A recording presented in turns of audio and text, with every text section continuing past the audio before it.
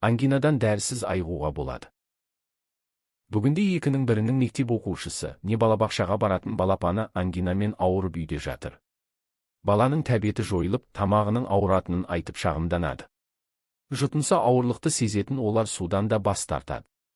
Сұйықтықтың күшімен өлетін инфекция тап осы кезде құтырады, салдарынан ауру асқынады. Қызуы көтеріліп, бойын әлсіздік билейді. Мұнан шығатын жол бар. Ол үшін баланы үйде қалдырып төсекке жатқызамыз. Сонан соң біз ұсынған әдістерді қолданып, өз бетіңізше ем жасауға кірісіңіз. Сонымен сізге сәттілік, балапаныңызға саулық тілейміз. Қызылша шырыны. Қызылша үйде табылмаса, базарда сан алуаны бар. Көкөністің бір данасын алып, үккіштен өткізесіз. Езбені жақсылап, сығып, шырынын алыңыз. Оны эмаль ыдысқа құйып, аздап қыздырып алу керек. Кейіннен балапаныңыздың тамағын шаясыз. Егер бала 3 жастан асқан болса, оны өз-ақ ептейді. Ал кішкентайлардың тамағын шаю үшін қолданылмаған инесіз шприцті пайдаланамыз. Қызылша шырынын шприцпен тартып алып, балапаныңыздың тамағына шашасыз. Бұл ең тиімді әрі зиянсыз ем. Таңқурай тосабы немесе жөкеугүлі стақан қантсыз жылымық шайға бір ас қасық таңқурай тосабын араластырыңыз. Осы шайды күніне үзбей 3 күн ішкізсеңіз, аурудың беті қайтып, балапаныңыздың тәбеті ашылады.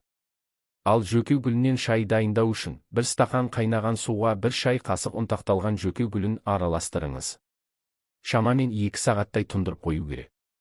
Белгіленген уақыттан соң тұнбаны сүзіп алып, кішкентайыңызға ішкізіңіз. Бұл емді қызуы көтерілген балаға қолдануға болмайтынын қатаң түрде ескеріңіз.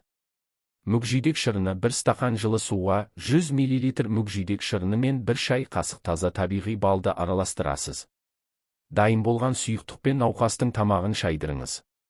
Пияздың қабығы жарты литр суға 2 бас пияздың қабығын салып, отқа қоясыз. Шамамен 3-4 сағаттай қайнау керек. Осы уақыттан соң тұнбаны сүзіп алып, жылы күйінде тамағын шаясыз. Бұл әдісті үлкендерге де қолдануға болады. Алоэ шырыны бірдей көлемде алоэ шырыны мен балды араластырасыз. Дайын болған қоспаны кішкентайдың бадамша бездеріне жағып, массаж жасайсыз. Спирт пен бал шағын бір ыдысқа 1 ас қасық бал мен 1 шай қасық спиртті құйып, жақсылап араластырыңыз.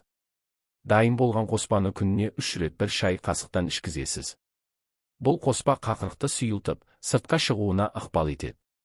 Жөтелді тоқтатады, жұтқыншақты емдейді. Анар қабығы 1 дана анардың қабығын ыдысқа салыңыз. Үстіне қайнаған су құйып, бетін жауып қоясыз.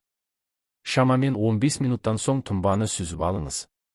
Емді қасиеті мол сұйықтықты 2-5 мл күніне 3 рет ішкізіңіз. Емді тамақтан 30 минут бұрын жүргізесіз. Бұл қызуды да түсіруге қабілетті әдіс. Міне, осы әдістер сізді ангинадан құтқарады. Видео ұнаса арнама тіркеліп, өз пікіріңізді білдіре кетіңіз. Сіздің пікіріңіз біз үшін өте маңызды. Рахмет.